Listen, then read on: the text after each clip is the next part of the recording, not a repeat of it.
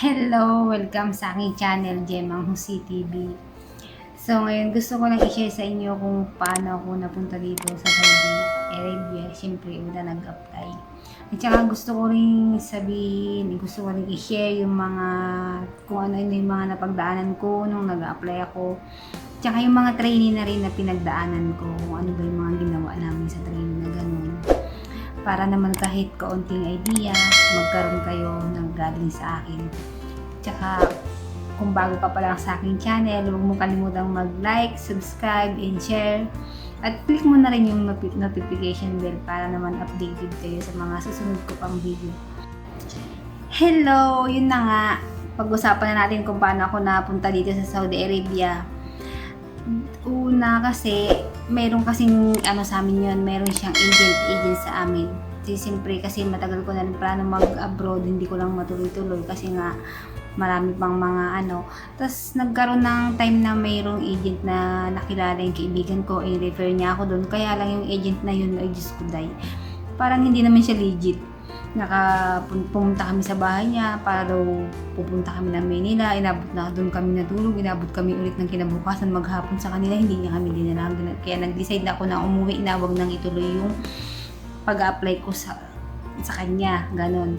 Ngayon yung ginawa ko, naghanap-hanap ako, nag-search ako ng agency na legit. Tapos nung nakakita ako ng agency, pumunta na ako, ganon, prepare ko na lang yun, na messenger lang kami nag-uusap nung doon sa agency.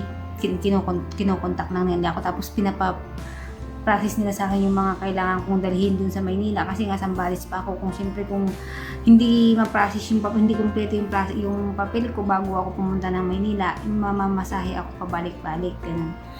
Sabi niya sa akin, pumunta ka dito, pag sabihin mo lang kung kailan ka na pupunta kasi papadalhan ka namin ng pamasahe. Sabi niya, ako syempre hindi ako sanay mag-apply abroad. Sanay ako mag-apply ng mga dyan lang, dito lang sa atin, ganun.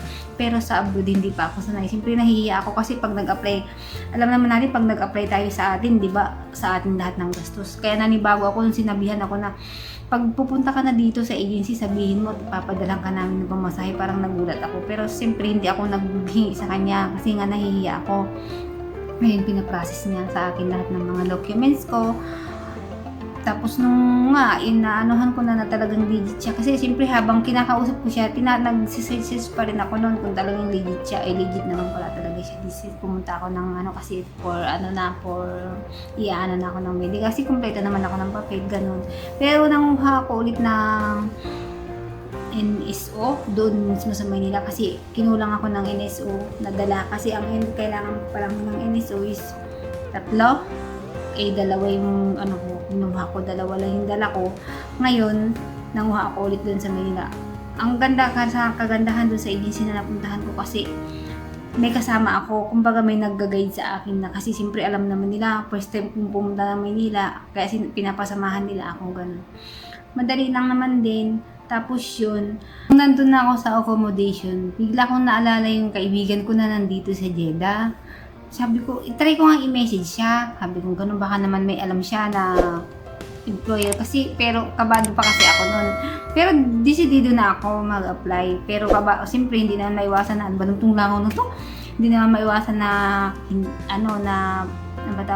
hindi ka kakabahan na baka yung mapuntahan mong employer is masungit, matapang, ganon.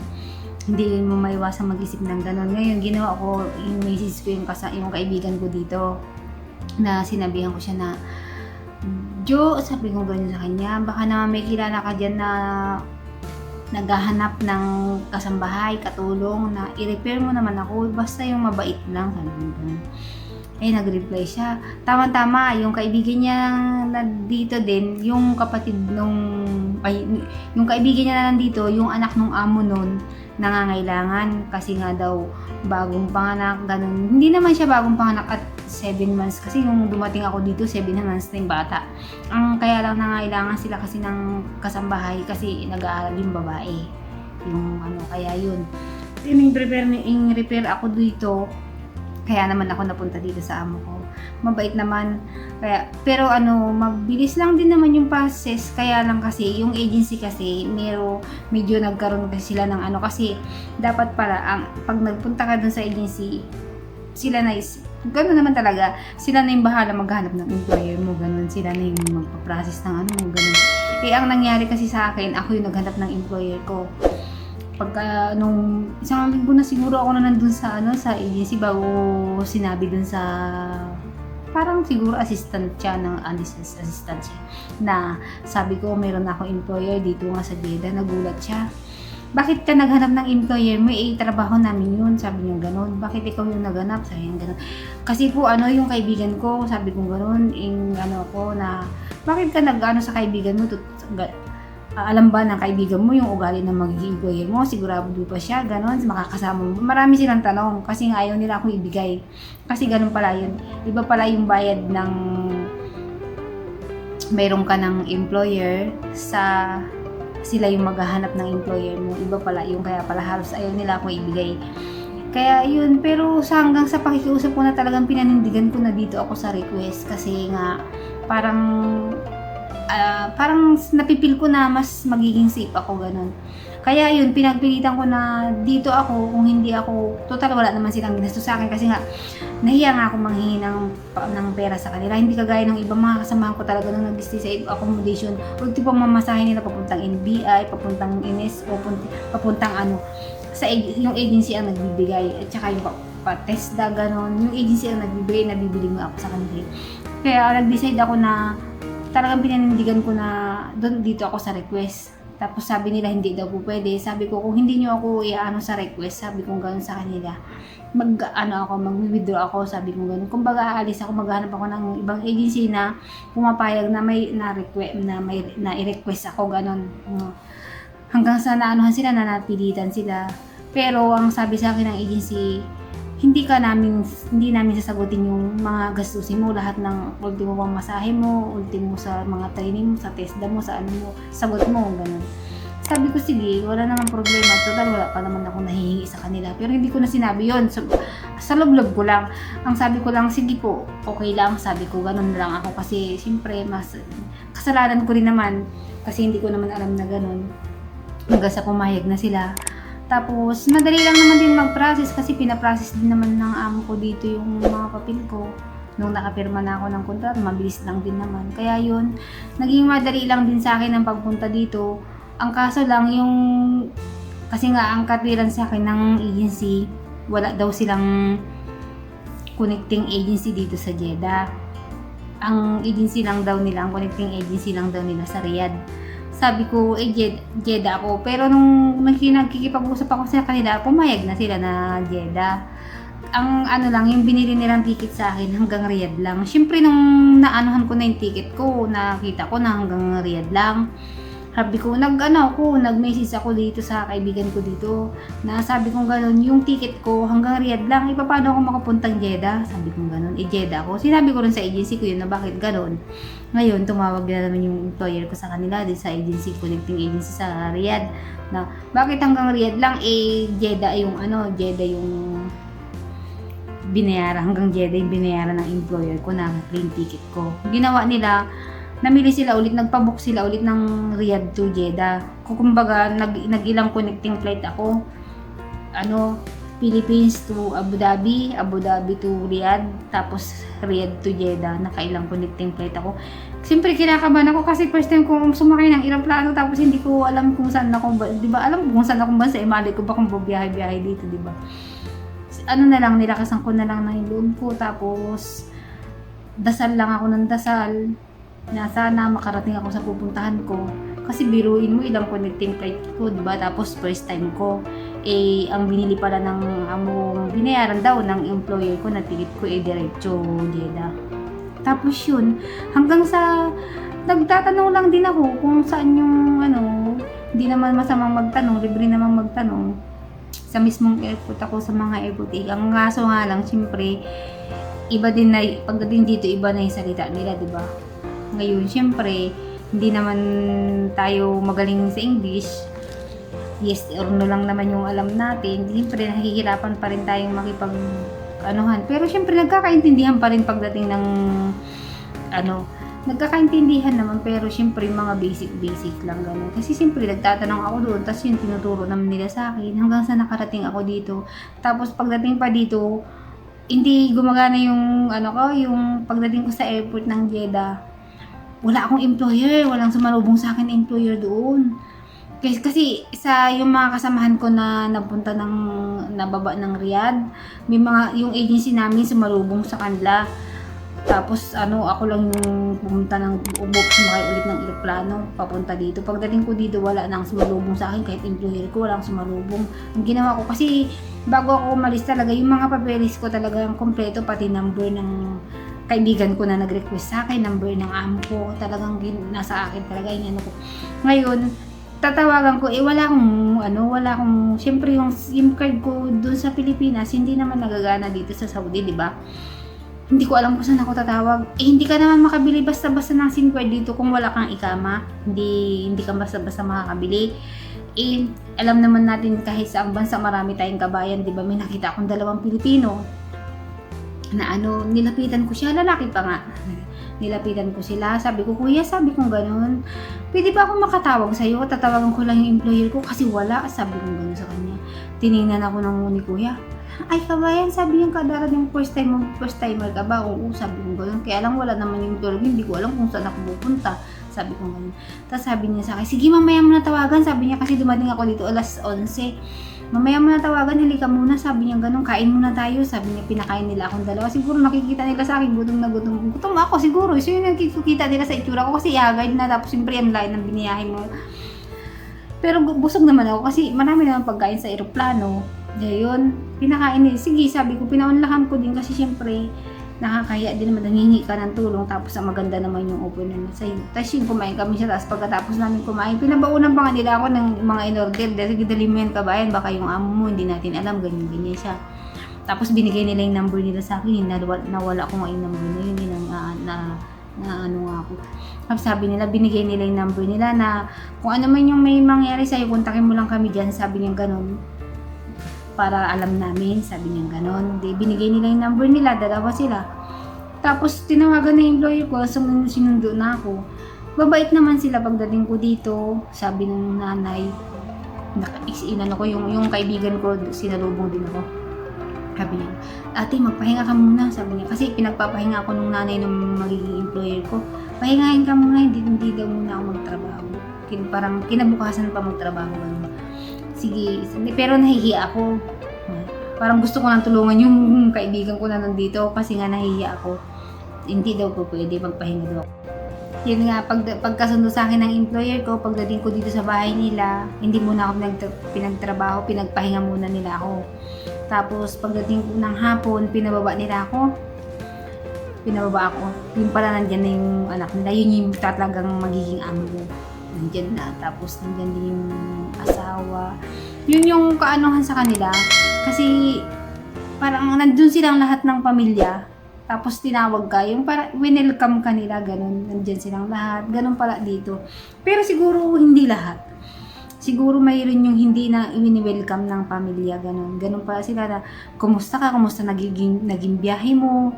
Ako hindi ako sanay kasi ng ganun, yung parang andito yung mga amo mo, nandito yung mga ano mo, yung taong bundok kasi kaya pag alam mo yung pagkakaano ganun, halos kulang na lang magtago ako ganun kasi yung ko, kaya hindi ako sanay na nakiharap sa mga ganung tao, lalo na kung alam ko naman na amo ko ganun. Welcome ka nila, kumusta yung biyahe mo, kumusta yung ganyan. Di siyempre ako lang sumasagot ako pero ilag ako ganun, para siguro nararamdaman din nila. Tapos yun yung time na binigyan ako ng amo kong lalaki ng 500 riyal. Sabi niya, kasi nasa Pilipinas pa lang ako, alam ko na may rest day ako tuwing Friday, alam ko na yon. Tapos pagdating ko dito, binigyan niya ako ng 500 riyal. Kaya hindi ko na matandaan kung anong araw ako dumating dito siguro Miyerkules. Sabi niya, sa Friday lumabas ka, rest day mo, bumili ka ng mga kailangan mo, ibili mo yan. Sabi niya ganun. Nagulat ako. Sabi niya, bumili ka ng uniform mo, kung kailangan mo ng tsinelas mo, bumili ka, lahat ng kailangan mo, mga lotion mo, shampoo, toothbrush mo, ganun siya. Nagulat ako, sabi ko, sige po, sabi ko ganun sa kanya. Kasi, Ang ginawa ko nung lumabas ako yun, syempre may sarili kaming ano dito, kwarto. May sarili, para na kasi itong medyo parang bahay, may lutuan kami, may sala, basta kompleto kami, may rep kami, ganun. Kaya ang ginawa kasi syempre ako bago pa lang, nangangapa-ngapa pa lang, ang nag-guide sa akin yung kaibigan ko yun, nag-request sa akin dito yun, na ito ganito yung bilhin natin, ganito kailangan natin ng ganito. Syempre alam ko naman yung kailangan ko, di ba? Kaya yun, binili ko ng mga bigas, nabili ako ng bigas kasi parang tas noodles, napkin. Pero may mga dala naman ako sa bag ko nun. Bigas lang yun, wala, may dala naman akong napkin, ganun, toothbrush, meron naman akong lotion, may dala naman ako sa luggage ko. Kaya lang, syempre, binigyan ka ng amo mo para bumili ng kailangan mo. Syempre, kailangan ko din naman ipakita sa kanila na pagdating ko ng Friday, yun yung binili ko, ganun. Parang gusto kong ipakita sa kanila na yung pera na binigay niya sa akin, ibinili ko, ganun. Tapos namili ako ng uniform ko, 4. Yun, tapos may sukli pa kami nun eh. Binabalik namin, siyempre, pinakita din namin yung resibo, tapos pinakita din yung sukli, binabalik ko ayaw tanggapin. Sabi niya hindi na daw yun sa akin na daw yun. Dun ko maanahan na parang siyang mabait naman siya. Pero mabait naman din pala talaga.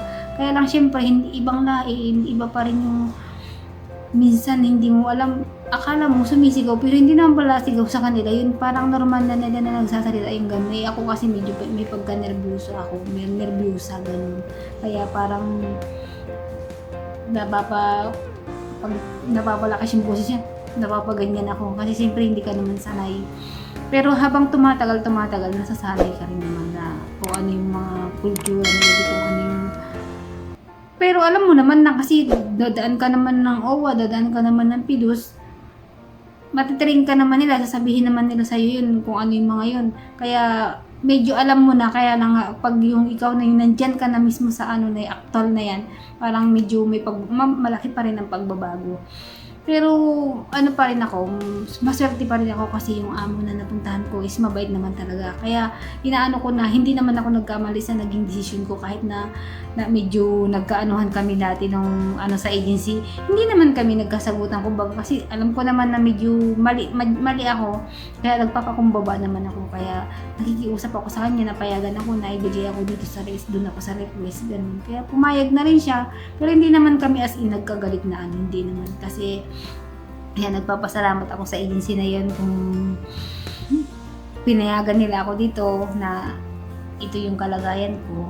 Pero hanggang ngayon naman, ang makaganda lang sa agency namin kasi yung ibang agency, sinasabi kasi ng mga ibang kabayan dito na yung ibang agency, pag i-deploy ka na nila sa mga employer mo, wala na silang pakialam sa'yo kahit may nangyari sa'yo, dumadaing ka na ganito yung nangyayari sa akin dito, ganito yung nangyayari sa'yo, wala silang pakialam, hindi sila nagre-respond. Pero iba sa agency ko, ang agency ko monitor nila lahat ng mga empleyado nila. Kasi sabi nga sa amin nung nandun kami sa agency na inaano nila kami, tawag dyan, ino-orient nila kami, sabi nila, kinuha nila lahat ng account namin. Sabi nila, 2 years yung contract nyo sa amin, 2 years tayong mga friends sa Facebook, friends sa Messenger, sabi nila. Kasi 2 years tayong parang i-update kasi kailangan nila, sinabi nila sa amin na monthly i-update namin sila kung ano yung nangyayari talaga sa amin. Ganun yung agency namin. Kaya masaya ako, maswerte ako na napunta ako sa agency na yun. Kahit hanggang ngayon, pag mag-message ka sa kanila, agad-agad naman silang nagre-respond. Mabait sila. Kaya kung gusto nyo malaman yung agency na yun, mag-message lang kayo sa akin, sasabihin ko sa kanila.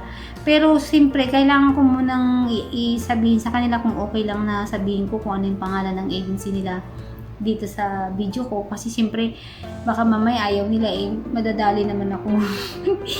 So, yun na nga. Naisabi ko na sa inyo yung mga pinagdaanan kong pag-apply. Mahalaga lang kasi kagaya sa akin, huwag kayong magdadaan sa ano ba yung sinabi ko kanina, yung sa tao, ano ba yun? Agent. Huwag kayong dadaan ng agent kasi nga kagaya ko sa akin, una pa lang talagang meron ng panglulokong nangyari. Mas maganda pa rin talaga na ikaw mismo yung maghanap, ikaw mismo yung mag-search sa POAA kung ano talaga siya, registered talaga siya ng POAA para mas safe ka. Buti na lang ako, nalaman ko kaagad na ganun. Kaya umiwas kaagad ako, naghanap ako gumawa ako ng sarili kong paraan para makahanap ako ng ibang agency. Kaya mas importante talaga sa atin na, lalo na sa mga baguhan na kagaya kong nag-a-apply, importante yung agency na legit para sigurado ka. At saka yung mas maganda siguro yung safe na agency na pupuntahan mo, yung ano na, kasi yung iba nga sinabi, kagaya ng sinabi ko kanina, yung iba once na madadeploy nila yung tao nila, wala na silang pakialam kahit ano nangyayari, pahirapan pa hanggang sa aabot ka na sa OWA, hahabot ka na sa polo, hanggang sa nagsusumbong ka na, ganun. Mahirap, lalo na kung nandito ka sa Saudi Arabia. Ang hirap ng yung agency mo, ang hirap mo kontakin. Ganun, buti na lang ako, pasalamat talaga ako sa agency ko na mabis sila talagang ako nga mag-message ako sa agency ko na, hello po, kumusta? Nag-aano agad yan, kumusta? Nagtatanong sila agad ng ganun. Kasi tsaka sinabi pa lang talaga sa amin doon pa lang sa agency na sinabi sa amin, nung kinuha yung mga account namin na 2 years tayong i-update mo kami kung anong mga nangyayari sa inyo. Kaya maganda talaga yun. So yun, nasabi ko na sa inyo yung mga pinagdaanan ko. Sabihin ko naman sa inyo yung mga pinagdaanan kong trainee. So, unang-una dyan yung TESDA. Siyempre, unang medical din naman namin. Madali lang naman yung medical. Tsaka, unang-una yung TESDA. Yung nag-TESDA kami, 3 days yun. Unang araw namin yun, lecture. Mababait pa kami. Unang araw, mababait pa, nakikinig yung lecture. Nung sumunod na araw na, i-actual na kayo niyan. I-actual na kayo. Medyo nagbibiru-biruan na. Siyempre, mga katsukaran mo na yung mga nandoon. Pangatlo, yun na yung sinatawag na assessment. Yun yung talagang nakakakaba kasi yung mga assessor medyo stricto. Kailangan mo, kaya habang nag-training kayo, habang nag-actual kayo, tingnan mo mabuti yung mga ginagawa nyo. Intindihin mo mabuti yung mga sinasabi sa inyo ng training mo. Matuto ka lang namang sumunod eh. Kasi kami dati, ginrupo-grupo kami, pero one by one pa rin kami, individual pa rin kami gumagawa nung nag-assessment na kami. Pero habang tinitrain kami, actual, ganun, 5 kami niyan. 5 kami sa papasok sa room kasi madami kaming time na yun eh, kaya yung grupo kami. Diba kami muna mag-bed setting, 5 kami bed setting, 5 sila sa pagpaplantya, 5 sila sa paglilinis. Ganun din hati-hati kami para hindi kami grounded sa loob ng room. Pero nung nag-assessment na kami, isa-isa na talaga yun. Kasi nga, tinitingnan kayo ng assessor nyo, isa-isa. Kung may natutunan ka ba sa habang nagtitrainee ka. At saka doon pala, unang-unang binabawal ng, sinasabihan ka naman ng trainer mo na wag kang magtuturo sa kasama mo. Kasi pareho lang naman kayo ng training na pinagdaanan. Lalo na pag nandyan na yung assessor nyo na nakikinig o nagmamasid sa inyo, wag kang magtuturo na, oy, ito ganito gawin natin. Kasi nangyari sa amin yan eh. 3 kasi kaming sabay-sabay na nandun kami sa washing room, naglalaba kami. Kasi tinuro naman yung kung paano yung uunahin mo, ganun, ilalagay mo, kung sa anong pipindutin mo doon. Tinuro naman yun. Di nandun na kaming 3. Yung isang kasamahan namin, sinasabihan kaming 2 na ito unahin natin, kailangan mabilis tayo, ganyan. Narinig siya. Pero sinasabi niya sa amin yun, pabulong lang naman. Hindi naman namin alam na yung assessor namin na andyan na pala. Yun, sinabihan siya, parang sinigawan siya. As in, hindi naman siya sobrang sigaw lang, sobrang lakas. Kaya lang madiin. Siyempre nakakaya yung ganun. Siyempre tayo, nag-a-apply tayong abroad. Hindi naman tayo bata para ganunin pa. May mga edad na tayo. Pero parang nakakailang. Kasi nga, siyempre, hindi lang naman ikaw yung tao doon. But sana kung ikaw at yung assessor mo lang. Kaya iwasan nyo yung ganun. Kasi isa yan sa kinakabagsak nila. Ikakabagsak natin. Kasi sinasabi na yan nagtitraining sa atin na wag mong gagawin na ituro sa kasama mo kung ano yung natutunan mo, mamaya mali pa yun, ganun. Kaya dapat talagang mag-focus ka, tsaka wag kang makikinig sa kasama mo kasi pare-pareho lang naman kayo ng pinagdaanan na training. Ganun lang naman yun lang naman yung worst na nangyari sa amin. Lahat naman na yun, naman na namin, pasado naman na namin. Ganun, basta magpakabait ka lang, tapos yung bed setting, medyo madali lang din naman yun. Ang sa akin, ang medyo nahirapan lang ako yung sa table setting kasi talagang may mga sinasabi ka pa dun tapos dapat pagka mag-serve ka, saan ka pwesto, pag maglilipit ka na kung saan ka pwesto, gano'n. Tapos yung mga pangalan ng mga kubyertos, kailangan alam mo. Kasi nga, yung minsan, yung assessor, tinatanong nila yun kung ano ba yung pangalan ng mga yon. Tapos, yung mga isi-serve mo, kailangan alam mo din yun kung anong pangalan ng dish na isi-serve mo sa kanila. Kasi, tinatanong din yun ng assessor. Tapos, ano pa ba yung mga pinagdaanan namin. Pero basta makinig ka lang, tapos wag kang parang pabida. Alam mo yun? Pabida. Kaya, makakapasa ka pa rin. Tapos, kaya tsaka matyaga ka lang din makinig. Kami naman, yun lang naman yung nangyari sa amin na worse, yung nasigawan yung kasama namin kasi nga nagtuturo siya sa amin ng kung ano yung unahin namin laban para daw mabilis gano'n. Tapos, pagkatapos naman doon, kinongratulate naman niya kami nung bandang hapon, tapos na kami lahat. Napasado naman kami lahat. Siyempre, nung time na yun na nasigawan yung kasama namin, alam na namin na baka bubagsak siya. Tsaka kinakabahan kami sa mga result. Kaya yun, medyo kabado kami, pero nung kinongratulate, pero pinuinan pa rin niya. Pinoint out niya pa rin yung nangyari. Kasi siyempre, hindi daw maganda yung ganun. Tama naman siya, kasi nga siyempre, doon pa lang, ganun ka na Paano kung nandito ka nandito ka na sa bansang pupuntahan mo, di ba? Ganun yung ugali mo, parang ba naman tunlangon ito, inaanan ako. Tapos yun yung sa TESDA namin, ganun. Tapos sumunod nun, pagtapos mo ng TESDA, i-schedule kayo ng OWA. Pero bago kayo mag-OWA, sigurado naman na meron ka na nakapirma ka na ng kontrata, ganyan. Kumpleto na yung mo.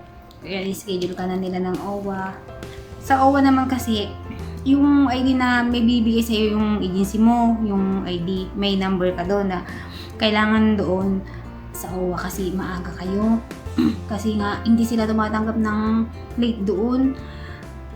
Kailangan, kasi kami dati, babiyahe pa kami, syempre, medyo malayo-layo, 3:00 pa lang ng madaling araw, tapos ilang kami nun, 5 kami sa isang accommodation na mag-OWA, syempre yung CR, lang kami. Kailangan, kung sino yung mauunang maligo, ganun. Siyempre mag-a-adjust, tapos yung iba habang nagluluto ng baon, naliligo na yung iba, ganun. Ganun lang, siyempre nung unang araw, kabado kami. Kaya kailangan nyo rin pala doon ng ballpen at saka papel o notebook, kahit maliit lang, basta pagsulatan nyo lang, ganun. Tsaka kailangan nyo rin ng kahit na ID holder, kahit yung pin lang para maisuot nyo na maayos yung ID nyo. Tapos kailangan maaga kayo, magbaon kayo kasi mahirap din, marami naman pagbibilan doon, kaya lang medyo mahal nga. At saka sobrang dami nang bumibili, lalo na pag break time, sabay-sabay mag-break time, halos hindi ka na kasi maabutan ka ng time, nakapila ka pa rin doon sa ng kainan. Kaya mas maganda magbaon kayo para pupunta na lang kayo kasi nga kami doon lang kami sa gilid ng pader, doon lang kami kumain. Kasi nga hinahabol namin oras, ayaw namin malit kahit na late sa break time lang, ganun, ayaw namin malit. Kasi nga baka iniisip namin, baka hindi na kami tanggapin. Sabi nga nila, maging responsable kayo, di ba? Kasi una pa lang naman sinabi na nila, hindi pwedeng mali. Yun. Magdala na rin pala kayo ng jacket nyo, sobrang ginaw doon kasi talaga ang lamig-lamig doon. Tapos kinakabakabahan ka pa na yung trainer mo, wow, sobrang parang nakakatakot, di ba? Tapos ang lamig-lamig, siyempre naiihi ka na, yung pakiramdam mo. Kaya lang siyempre doon, kailangan mo ding mag-observe, kailangan mo makinig kung ano yung mga sasabihin ng assessor mo. Kasi doon sa sa OWA, nung kami doon, unang araw nila sa amin, binigyan kami agad ng seat number. Yung seat number na yun, gagamitin natin yun sa loob ng 3 days kasi kami dati dito kami pumunta sa Saudi, 3 days yung OWA namin. Yung seat number na yun, 3 days mong gagamitin yon. Tsaka yung siyempre yung ID mo kapag pupunta ka doon, siyempre papasok ka sa training room, kailangan nakasuot yung ID mo. Tapos yung seat number mo, lagi mong tatandaan yun kasi yun na yung gagamitin mo. Kasi pagka halimbawa nagle-lecture yung yung asesor mo. Tapos meron siyang itatanong. Hindi pangalan mo, apelyido mo yung sasabihin, kundi yung number mo, set number mo. Mamaya ikaw na pala yung tinatawag niya, hindi mo pa alam. Siyempre nare-record yun. Kasi nakikita naman nila dun sa pangalan mo, nakalagay doon yung number mo. Kaya dapat alam mo kung ano yung number mo. Kaya tsaka dapat lagi kang nakatutok sa kanya. Para pag tinawag ka, alam mo. Tsaka siyempre makasagot na rin. Tapos may ginawa yung namin dun. Kasi mayroong din sila binigay sa amin na yung parang handbook. Ngayon, at saka yung pa sa amin ng trainer namin, siyempre bago pa lang kami, pag kung sino yung halimbawa break time nyo o kaya bago kayo pumasok sa umaga sa training room, kailangan mag-CR ka na o kaya pagkatapos yung pagka break time nyo, kailangan mag-CR na kayo bago kayo pumasok ng training room. Kasi ganito yun, sabi niya sa amin, kung gusto, makakapag-CR naman kayo eh. Kaya lang, magpapaalam ka sa kanya sa salitang Arabic. Siyempre, hindi pa namin kami marunong yun. Hindi pa namin agad-agad masasaulo yun. Eh, siyempre kami, tiis-tiis kami ng ihi namin, hihintayin namin yung break time.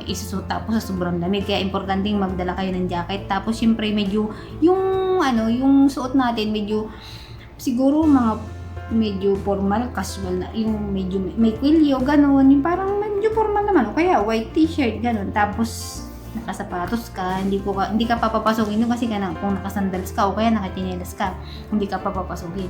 Yun ang kailangan mong suotin. Tapos siyempre, kailangan mo rin magdala na ng tubig mo para pag nauhaw ka, hindi ka nalalabas, doon ka na lang, tutungkain mo na lang doon yung mo. Tapos, ano pa ba yung ginawa namin doon sa training room? Doon nga sa handbook, may mga ipapasaulo sa inyo dyan na by numbering number. Tapos yung mga salitang Tagalog, Arabic, ganun, ita-translate mo sa Arabic. Pero syempre, titingnan mo naman dun sa handbook. Tapos, meron silang ipapasaulo sa inyo na, halimbawa ikaw, may katabi ka, dalawa kayo ng katabi mo, magsasagutan kayo ng salita. Yun, ipapasaulo nila sa inyo yun. Doon kayo sa harapan, magre-recite kayong dalawa doon, nag-uusap kayo ng salitang Arabic. Tapos nandun yung trainer mo. Pero kami, yung iba ganun yung nangyari sa kanila. Sila dalawa, partner nila yung katabi nila yun yung partner nila. Ang sa amin, ang nangyari sa amin, ang kausap namin, ang kapartner namin, yung trainer namin mismo. Ay Diyos ko, nakakakaba kasi nga syempre trainer mo yung katabi mo, hindi ka nga makangiti, seryosong hindi ka man. Pero awa naman ng Diyos, nakapasa naman kami, hindi naman din namin naibagsak. Siyempre, naglo-loading ka. Siyempre, iniisip mo kung ano yung isasagot mo dun sa sinabi niya sa'yo. Parang alalahanin mo, sasagot ka. Yun naman, kinukonsider naman niya yung gano'n. Siyempre, hindi mo naman din alam, agad-agad mo ba naman matutunan yung salitang Arabic ng 3 araw? Di ba? Hindi naman. Kaya naiintindihan din naman nila. Pero ang diskarte kasi namin ganito. Unang araw pa lang, siyempre uwian na kami. Sa jeep pa lang. Sa jeep, nagsasaulo kami. Tapos pagdating namin sa boarding house, ganito yan. Sa accommodation. Ganito yan.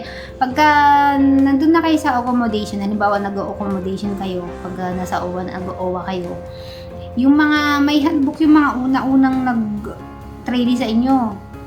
O kaya may mga note yan. Kung ano yung mga ngayon, hiramin nyo. Pag siyempre, close na kayo, medyo matagal-tagal. O, hiramin mo yung mga handbook nila o kaya yung sinulat nila para kung habang naghihintay ka ng schedule mo, basa-basa mo. Kasi ako noon, hindi ako nakapag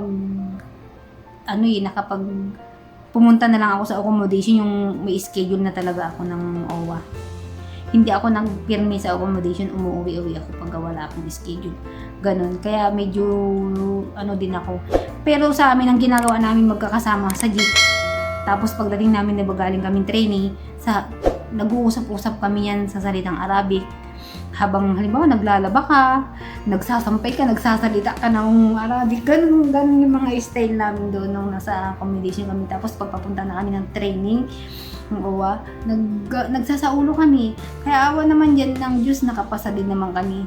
Tapos sa PIDOS naman, kasama na yung kadugtong din yung PIDOS. Yung PIDOS naman, tinuturo nila sa atin yung mga kung ano yung pwede nating madatnan dito sa bansang pupuntahan natin, yung mga culture nila dito. Kung halimbawa ikaw galing ka sa atin, siyempre mainit naman na din doon, pupunta ka dito sa Saudi, sa sobrang mas mainit pa, ganun. Tapos kailangan sinasabi din nila sa inyo yung mga ugali ng mga tao dito. Bibigyan din nila kayo ng kunting kaalaman para sa relihiyon nila, kung ano yung mga bawal mong dalhin, ganun, kung ano yung hindi at pwede mong dalhin dito sa bansa nila. Ganun, sasabihin niya sa inyo sa Pilos. Pero mayroon akong mag-aano ako ng video tungkol dyan para mas kompleto. Tapos, ano pa ba yung mga training namin? Yun na. Tapos, sinasabi din sa inyo yung sa departure nyo. Sasabihin din nila yan sa inyo. Para ano. Pero para mas malinawan kayo, yung meron akong video na sa TESDA. Panoorin nyo na lang yan. Tapos, gagawa ako ng video ko tungkol dito sa OWA at saka sa PILOS para mas malinaw sa inyo kung ano yung mga nilalaman ng mga yun. Dito, ipopokus ko kung ano yung mga ginawa namin sa training at saka yung mga sa training ng OWA at saka sa PILOS. Ito kasi, itong video ko ngayon na ito, ginikwento ko lang sa inyo kung ano yung pinagdaanan ko, kung ano yung mula nung nagsimula akong mag-apply hanggang ngayon na nandito na ako. So sa awa naman ng Diyos, mabuti naman at mabait naman yung amo ko, kahit pa paano naman hindi pa ako ilang na ano na ako dito, magdadalawang taon na ako, minsan na kahit isang sigaw hindi pa ako nasigawan ng amo ko. Tapos ang kagandahan sa kanila, lagi pag nag-uutos sila sa'yo, may please. Jema please, tsaka hindi siya sisigaw. Halimbawa, ako nasa kwarto ako o kaya nandun ako sa kusina nila, ganun, may ginagawa ako dun. Hindi sila yung sisigaw na Jema, ganun, hindi kanila sisigawan, lalapit sila, pupunta sila dun mismo bago sasabihan kanila na please gawin, pakigawa mo ito pagtapos mo dyan, ganun sila. Tapos ano din yan, sinasama-sama din nila ako sa labas, ganun. Pag nagmumul sila, tapos tatanungin nila kung anong gusto ko, ganun. Kung mayroon ba akong gustong bilhin, ituro ko lang daw siya yung magbabayad. Yung madam ko kasi mabait talaga. Yun yung isa sa pinagpapasalamat ko na napunta ako dito sa employer ko na to, kasi hindi ako binigyan ng Panginoon ng employer na hindi magandang ugali, ganun. Kaya sobrang pasasalamat ko. Paano ba malalaman kung mabait yung magiging amo mo? Kailangan kailangan pakiramdaman mo sila. Ako kasi ganun ako, nakikiramdam ako sa kanila kung ano yung ugali nila. Una, hindi ako palakibo kasi siyempre nagmamasid ka, parang nakikiramdam ko kung ano yung ano nila. Kasi yung amo ko hindi pala utos. Alam ba, lalo na kung nandyan lang kami sa bahay, kasi minsan isang linggo hindi kami lumalabas, nandun lang kami sa bahay. Yung amo kong babae, yung lalaki kasi may trabaho naman, yun lang yung laging wala. Hindi yan nag-uutos, hindi ko man marinig na, Gemma, alam, ito yung gawin mo. Wala siyang pakialam doon. Basta pagising niya, babati siya sa'yo, good morning, Gemma, good morning, gagan. Pag nag-good morning ka, didiretso na yun doon sa kwarto ng anak niya. Doon na sila maghapon, naglalaro, pupunta sa kusina, magluluto, mag-a-assist lang ako doon. Pero yung pakikialaman niya yung paglilinis ko, hindi. Kasi yung iba kasi maarte sa paglilinis. Yung iba nga sinasabi na, yung ba nagkikwento din ng mga kasamahan mo na mga kasambahay, ganun. Yung amo nila, pagkatapos mong linisin, ginaganyan. Tapos tinitingnan kung maalikabok. Yung amo ko naman hindi ko pa siya nakitang ganun. Siyempre alam naman natin kung sinusurvey yung pinanggalingan natin, alam naman natin yung mararamdaman na natin yan. Pero yung amo kong babae, hindi. At saka hindi kanya sasabihan na bilisan mo dyan, ganun, hindi. Mauutusan niya lang ako yan pagka halimbawa, may party siya. Gaya halimbawa, hapon may party o kaya laging schedule, halimbawa gabi alas 9, may party sila ng alas 9. Ayun naman yung doon. Pero dapat maintindihan mo na kasi yun talaga yung buhay nila dito, malalo na mga babae, party.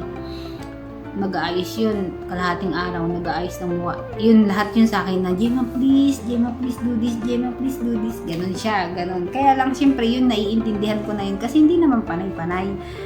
Kaya lang, syempre, minsan, umaabot din tayo sa sobrang pagod, kasi ako, alam ko naman na kung ano yung pagkakasunod-sunod ng trabaho ko, kaya hindi na rin niya ako inutusan. Minsan, napapagod lang din ako, kaya minsan, syempre, nakasimangot ako or talagang ganito to yung mukha ko, ganun. Pero okay lang din naman sa kanya. Tapos sinasabi niya pa sa akin pag halimbawa lalabas sila tapos ayaw kong sumama. Tatanungin pa ako niyan, di ba gusto mo bang sumama sa amin sa labas? O kung ayaw mo, okay lang, dito ka lang. Ay, ganun siya.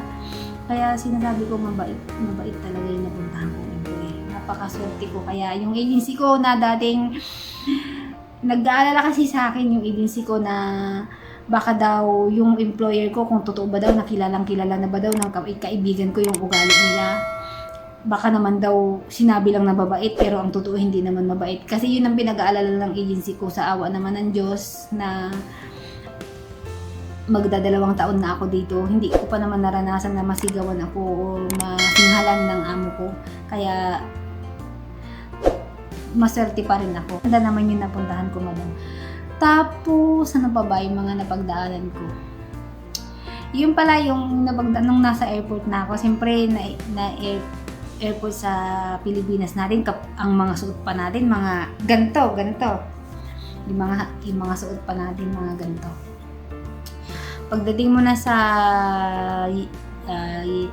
UAE, medyo may nakasuot na ganito pero may mga nakatug na rin, may mga na ano. Pagdating mo sa Riyadh, yun na, puro na nakaabayan, nakatakip yung buhok. Tapos pagdating ko dito sa airport ng Riyadh, alam mo yung parang sira, siyempre hindi ko naman alam yun.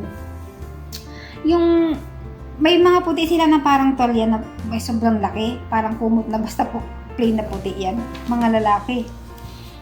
Nakaganyan lang sila, nakahubad sila, tapos nakatali lang sa ganto nila, nakaganyan. Sabi kong ganun sa isip-isip ko. Sabi ko, tinitingnan ko sila, sabi ko, ano ba naman itong mga ito? Sabi kong ganun, naligo pa dito sa airport pa naligo, parang gano'n. Kasi siyempre nakatapis ng tali. Ang katangan ko, siyempre bago pa, hindi ko naman alam. Yung pala, yung mga yun, yung nagdadasal, yung pala yung mga suot. Ang tanga-tanga ko. Ngayon ko na lang din nalaman na gano'n. Sabi ko, ay kaya pala. Kasi nga, yung amo ko kasi nakikitaan ko rin ng gano'n, pero hindi ko naman nakita sinusuot niya kasi hindi ko naman nakikitang aalis. Kasi pag pumunta sila doon, minsan alas 12 ng gabi, minsan labing nila, alas 3 na madaling araw. Ganon sila dito ng dasal. Tapos yun, ano pa ba yung mga naranasan ko nung pagdating ko? Yung sa pagkain, yun, kailangan mong mag-adjust kasi yung pagkain na nakasanayan natin is ibang-iba dito sa pagkain nila. Kaya ako nahirapan ako, umiiyak ako nung first week ko. Hindi ako umiiyak dahil sa trabaho, hindi ako umiiyak dahil umiiyak ako kasi nagugutom ako, tapos yung pagkain nila na ibibigay sa'yo, parang hindi mo nakasanayang kainin, hindi ko nakikita sa atin yung gano'n. Yun yung iniiyak ko, pero hindi ko naman iniiyak na nakikita nila. Siyempre umiiyak ako yung sa sarili ko lang, minsan sa CR, o minsan yung loob ko umiiyak pero wala akong luha, gano'n. Tapos parang nagsisisi ka na nandito ka, nagsisisi ako na nandito, ba't ako pumunta dito, gano'n. Samantalang okay lang din naman na nasa Pilipinas ako, kasama ko yung pamilya ko. Pero nang nakasanayan ko na rin nawawala rin naman. Tsaka syempre dasal lang, tsaka wag lang natin, halimbawa ikaw na-homesick ka, nalungkot ka, wag lang natin na ilugmok talaga yung sarili natin sa lungkot. Parang maghanap ka ng way kung paano mo ano yung sarili mo. Parang paano ba to? Paano ko ba sasabihin? Kung maghanap ka ng way para ilibang mo yung sarili mo para hindi yung lungkot, yung homesick na nararamdaman mo mawala. Hindi mo na mawala sa mo ganun. Kasi ako ganun yung inano ko, diba? Umiiyak ako ganun. Pero nung time na na sabi ko, hindi, ito po pwede kasi parang kung ilulugmok ko yung sarili ko, hahayaan ko yung sarili ko na malungkot dito, ganito lagi yung mangyayari sa akin, is baka mabaliw ako o kaya pagdating ko sa amin, parang wag naman sana, parang wala na ako sa katinaan, kaya patay na ako, ganun. Kaya parang parang nag-iisip ako ng kung ano yung pwede kong gawin na yun. Nililibang ko naman yung sarili ko hanggang sa nakapag-adjust na ako, ganun, hanggang sa kaya naman. Tsaka kasi isa na rin sa nakatulong sa akin yung mabait talaga yung amo ko na hindi nila ipinaramdam sa'yo na katulong ka lang, ganun. Hindi nila ipinaramdam. Kasi masasabi ko yan kasi hindi nila ako pinakain ng tira nila. Pag magluluto yan, sila pa yung maghahatid sa kwarto ko. ihatid ng madam ko. Alam mo, kakatok pa yan sa pinto ko, hindi yung katok na barabarang katok gano'n, hindi yan babarabarang katok eh. Ang hinhin niya, ang hinhin niya kumatok tapos bubuksan niya yun. Pag na, ganun yung katok man eh, pagka ganun yung katok, yung mahinhin na katok, alam ko yung nanay ko yun. Tapos sasabayin niya ng bubuksan niya. Tapos bibigyan niya na yung pagkain ko. Andun na yung inumin ko, andun na may kutsara, na doon, ganun. Tapos, kung ano yung pagkain nila, yun din yung pagkain ko.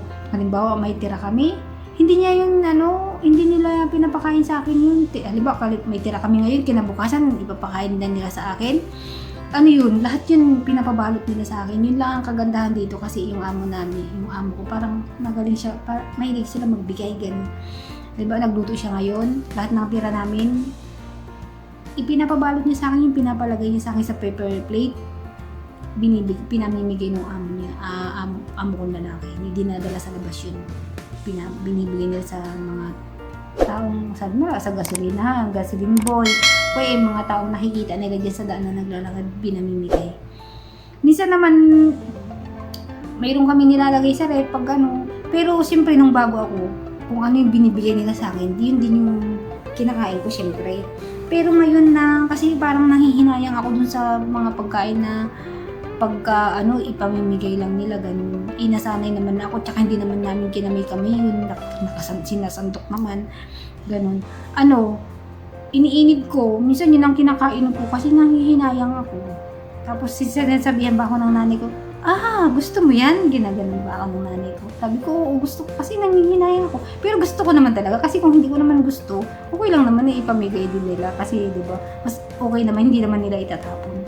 Ganun sila dito kabait. Kaya, tsaka nga pala dito, hindi ka mahihirapan. Halimbawa, nag-training ka sa TESDA. Nag-training ka sa TESDA, ganito yung table setting. Sobrang, sobrang pulido. Sobrang pulido yung ginagawa mo sa TESDA. Tsaka, kaya parang ang hirap, ganun. So, wag mo i-stress yung sarili mo doon. Okay lang na ipasa mo, okay lang na mo, pero wag mo i-stress na hanggang iisipin mo yun, hanggang sa pag-uwi mo ng bahay mo, iisipin mo na, ganito yung pag-serve doon, ganito, hindi. Alam mo kung paano, lalo na kung dito ka sa Saudi, alam mo kung paano sila kumain dito. Meron silang supra na tinatawag, yung supra na yung plastic yun na malaki. Ilalatag lang nila yan dyan sa lapag. Kakain na sila. Ganun sila. Tapos, yung iba naman, nakatriyan na malaki, dyan sa gitna. Siyempre, naglatag silang ng plastic na malaki. Tapos, may isang bandihadong malaking ganun, tray. Parang, kumbaga sa atin, parang kawa na ngayon eh. Pero tray siya. Andun na lahat, halo-halo yung kanin nila, yung ulam nila. Halo-halo doon. Tapos, kahit mga babae, ang gaganda ng suot nila, puro mga nakadress sila. Pagkainan na, may party, nakadress. Todo makeup sila kasi ganun sila dito. Buhay ng mga babae dito, shopping, tsaka makeup. Todo makeup sila. Pag oras na ng kainan, makikita mo, naglalatag na yan ng mga supra. Darating na yung tray, naka-tray na malaking tray, ilalabag dyan. Andun sila, kakamay din sila. Pero yung iba naman kasi nakakutsara din kasi nga maamoy nga yung pagkain nila dito. Siyempre, tapos party nila, ganun. Pero nakalapag sila, nakasalampak sila sa labag. Ang anahan lang dito talaga, nakabukod yung babae sa lalaki. Hindi sila nagpikita. Halimbawa may party, kala mo may lalaki na pupunta, wala kang makikita ng lalaki na hahalo kasi bawal nga. Babae, ganun. Kaya, hindi mo dapat i-stress yung sarili mo sa training mo sa TESDA kasi nga, dyan lang, hanggang training lang yan. Ang kagandahan, ang advance mo lang doon, tinitraining ka nila na, kasi nga, at least kahit papaano, pagdating mo dito sa bansang pupunta mo, o pag-alis mo dyan sa bansa natin, is meron kang konting kaalaman, ganun. Tsaka sa OWA, malalaman mo kung ano yung mga karapatan mo, kung ano yung mga simpleng pagbati sa kanila, ganun. Importante kasi yun yung mga paano mo din ipakilala yung sarili mo, sa salita nila. Kaya, yun. Kaya sinasabi ko sa inyo to kasi nga ito yung mga naranasan ko kasi nga dati talaga nagulat ako kung paano sila kumain dito. Kasi siyempre wala naman akong idea, first timer na, diba? Tapos siyempre laking bundok, ang malay ko ba dyan. Tapos yun, pag nakita ko kumakain sila, naglalatag na sila sa labag. Pero talaga pag nagluto sila, ewan ko bakit dito pag nagluto mayroon silang ingredient na maamoy, ganun. Tsaka pag nagluto, halimbawa ako, hindi lang naman siguro yung madam ko yun. halos karamihan naman lahat ang kalat sa kusina. Halos na nagagamit nila lahat ng kutsara, lahat ng machine, lahat ng mangkok, lahat ng mga bowl, yung mga tupperware na ano ganun. Tapos mga, alam mo yung pang tray, parang baking tray ganun. Halos lahat nagagamit nila, kardero. Ayun kung bakit ganun sila magluto. Samantalang kung titingnan mo pag natapos sila magluto, kukunti lang naman yung niluluto nila. Yun yung mga karanasan ko dito. Tsaka dito, pagka ano ka, dati sobrang higpit daw dito. Kasi sabi nung, nandito galing kasi dito yung bayaw ko, sobrang higpit daw yung hindi ka pwedeng lumabas nang hindi ka nakatalokbo yung buhok mo, tapos nakaabaya. Oo, normal na sa kanila yung nakaabaya ka, tapos magtalok, kailangan nakatakip yung buhok mo kasi bawal yun, bawal daw yung nakikita yung buhok mo. Pero karamihan naman din yung matatagal na dito, totoo naman daw yun, kasi hinuhuli daw talaga yun, yung wala kang talokbo. Pero ngayon medyo naging na sila, maluwag-luwag na, kasi pwede na ako, lumalabas ako na, nakaabaya ako, yung tawag dito, yung dito sa buhok na pinagtatakip, yung kasama ng abaya. Hindi ako naggaganon, kasi hindi naman ako marunong magkabit ng ganun. Tapos, pagka lumalabas kami, mayroon na rin kami nakikita na nakapantalon na lang siya. Tapos, basta mahaba yung manggas mo, ganun. Tapos, simple lang. Huwag ka lang magti-t-shirt na nakikita pa yung mga ganito mo. Kailangan, naka-t-shirt ka pero may takip mo ganito mo. Halimbawa, pa-ilalim mo jacket, pang ginaw, long sleeve, ganun. Para medyo, kasi bawal dito pa yung makikita yung mga balat-balat mo, ganun.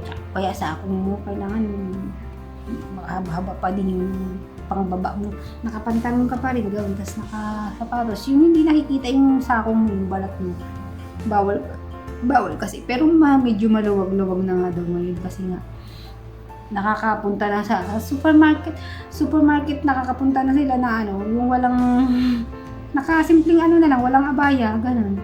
Medyo nagiging new generation na rin nila dito. Tapos ano ba yung mga naranasan ko? Yun nga, pag Friday, naggagala-gala kami. Pero hindi naman every Friday yung labas ko. Minsan, tuwing sahod ko lang, siyempre kailangan natin magpadala, diba? Sa pamilya natin, sa anak, sa mga kailangan nila, ganun. Tapos, yun lang, pag lumalabas ako, tapos, isahan na yun. Pag lumabas ako, lahat na yun ginagawa ako, bumupunta na ako ng supermarket, bumibili na ako ng kailangan ko. Kasi, nahihiya naman akong magsabi. Pero yung madam ko naman, tinatanong naman ako, Jenna, pupunta ako sa supermarket ngayon, ano bang kailangan mo? Ganun siya. Ako naman, nahihiya ako magsabi. Kaya hindi ako nagpapabili. Kaya binibili ko yun sa sarili ko. Kaya lahat, pag rest day ko, binibili ko na lahat ng kailangan ko. Tsaka kung ano yung gusto kong kainin, kasi nga dito, pag rest day namin nandito ako sa bahay ng tatay ng amo kong lalaki, pwede naman kami magluto dito. Kaya ang biniluluto ko, minsan sardinas, nagigisa akong sardinas, nagpiprito ng isda, yan, tuyo. Kung ano yung Pilipino, kasi madalas kami pumunta sa Pilipino supermarket. Marami din doon, kumpleto yung mga product na kung ano yung meron sa atin, mabibili mo doon. So, ano pa ba yung mga naranasan ko?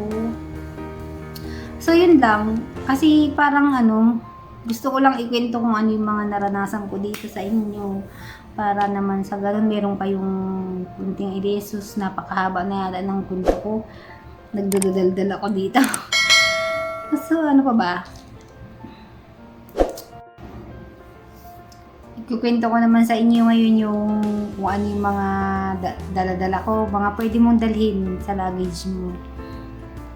Ako kasi, ang dala-dala ko lang noon 19 kilos kasi sinasabi nila, hindi kasi ako nagdala ng madaming damit kasi alam niyo yun, kasi ang katwiran ko, ba't ako magdadala ng maraming damit, hindi ko naman gagamitin. At saka nagpunta ako doon para magtrabaho, hindi naman ako para magpasiksi sa labas. Tsaka alam ko naman ang pupuntahan ko is Saudi, mahigpit, hindi ka naman pwedeng makapagsuot ng masiksi, ganun. Kaya ang ginawa ko noon, siyempre pagdating sa Pilipinas, ang mga damit natin, mga ang tawag dito, short, ganun, tapos magpajama, medyo manipis pa yung pajama, ganun. Kaya ginawa ko nung doon ako sa accommodation, yung alam ko na yung schedule ng flight ko, nagpunta na kami nung kasama ko sa saan dito. Hindi siya sa Divisoria yung isa, para rin siyang Divisoria, ganun. Pumunta kami doon, namili kami ng isusuot na yung pajama, naghanap kami ng mga kapal, tapos t-shirt, ganito mga t-shirt, tapos pangginaw. Kasi dito nga pala, kaya kailangan, sinasabi ko, kailangan mo ng pangginaw at saka medyo makapal-kapal na medyas. Kasi pag tag-init dito, sobrang init. Pag taglamig naman, sobrang lamig naman. Talagang sumusuot siya sa balat mo talaga kahit na naka-jacket ka na. Ganun. Kaya kailangan mo rin magdala ng mga jacket mo. Tapos kailangan mo rin magdala ng lotion mo kasi hindi naman sabon mo, shampoo mo, toothpaste mo, ganun. Kasi hindi naman lahat ng employer, ako nga bagay kasi ako nagdala ko talaga ng mga ganun kasi nga hindi ko naman inaasahan na bibigyan ako ng employer ko ng pambili. Kaya nagpapasalamat na nga lang din ako kasi binigyan niya ako pero may mga dala ko. Nagdala ako ng ang ilang piraso lang yung damit ko 5 t-shirt. Tapos, pajama ko siguro 4. Tapos, yung bra ko nga, 5 lang yung bra ko. Tapos, yung panty ko lang yung medyo madami-dami. Tapos, ano pa ba yung dala ko? Pero, wala akong dalang pang sexy, ganun. Puro t-shirt, puro pambahay pa nga. Tapos, ang pantalon kong dalawa lang, dinala kong pantalon. Isang dala-dala ko, tsaka isa yung suot ko. Ganun. Kasi, syempre, para pag dinala naman ako ng madam ko sa labas o sa mall, ganun, mayroon naman akong magandang maisusuot. So, bawal din magdala pala ng tubig sa airport kasi ako talaga dati, na-sensor yung bag ko, may laman kasi dun ko nilagay yung yung tubig ko, nakita, kinuha, sayang. Tapos, pero pag magdala kayo ng pera nyo kasi pwede naman kayong bumili ng pagpasok nyo na mismo sa airport. Halimbawa, nandun na kayo sa sa waiting area nyo. Pwede naman kayong, halimbawa, matagal pa yung oras na hintay nyo, pwede naman kayong pumunta dun sa mag-ikot-ikot dun sa mga pamilya. Dun marami naman nagbibinta, kaya lang nga, mahal nga talaga. Pero syempre, kung kailangan mo naman, hindi ka na, ba't magdalawang isip ka pa na bumili, ganun. Kailangan mo na rin bilhin. Tapos, bawal din yung may suit-suit kang kasi ako, yung kasama ko, yung kasamahan ko, may suit siyang hika, may suit siyang pintas, may suit siyang relo. Pinatanggal sa kanya yun dun sa sa pagkatapos mo na ng papunta naman dun sa waiting area nyo, papatanggal nila kasi bawal yun. Tsaka kailangan mo din syempre yung papeles mo, kailangan nasa hand carry mo yun kasi yung luggage mo, pag chinek-in mo na yung luggage mo, hindi mo na yun makikita mo na yun dito na sa bababaan mo, ganun. Tapos ano pa ba, yung papeles mo kailangan nasa hand carry mo kasi nga kailangan mo lagi mong dala-dala yun kasi hindi pwede mawala. Pag nawala yun, kung hindi ka makakauwi sa Pilipinas, hindi ka makakauwi sa bansa natin. Tapos kailangan mo dun, siyempre kailangan mo rin maglagay ng damit sa hand carry mo kasi kahit na isang panty, isang bra, tapos isang pares ng damit. Tapos toothpaste mo, shampoo mo kahit na sachet lang, tapos sabon mo pwede rin maglagay ka din sa lagis mo, maglagay ka ng biskwit, ganun. Para pag nagutom ka, meron ka namang makakain. Tapos, kaya sinasabi ko sa inyo na magdala kayo ng isang pares, kahit isang pares ng damit, tapos panty nyo sa hand carry nyo. Kasi sa akin naman hindi nangyari ito. Pero nangyari ito sa kasamahan ko dito, kinikwento niya naman sa akin na yung yung bagahe niya, after 3 days niya pa nakuha. Wala siyang dala-dalang damit. Pinahiram siya nung employer niya, malaki daw yung damit. At saka, pero may mga kasama naman siyang, nadatnan din siya, pero sa kabilang bahay yun, nadatnan siya mga Pilipinas, sa kabilang bahay naman yun, pinahiram din daw siya doon. Pero syempre, ang sinasabi ko sa inyo ito para maging handa, maging aware kayo kung anong dapat paghanda sa gamit natin. Tsaka dapat alam mo kung ano yung mga priority mong dalhin. Huwag ka na magdala ng mga kung ano-ano pang kurarete kasi nga hindi ka naman pupunta dito para mag-tourist, ganun. Magpupunta ka naman dito para mag-trabaho.